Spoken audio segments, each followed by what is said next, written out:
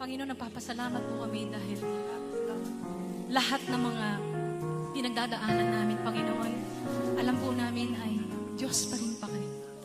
Hindi kayo titigil sa inyong pagmamahal sa amin. Hindi kayo titigil sa pagiging sovereign sa buhay ng bawat isa sa amin. Salamat, Panginoon, sa panahon na ito na ngayong gabi ay patuloy namin maaring ihandog sa inyo ang aming pag-awit. Ang puso ko'y dinudulog sa'yo, nagpapakumbaba, nagsusumamo, pagding dapatin mo, ikaw ay mamasdan, maghaliin ka, sa'yo ay pumisan. Ang puso ko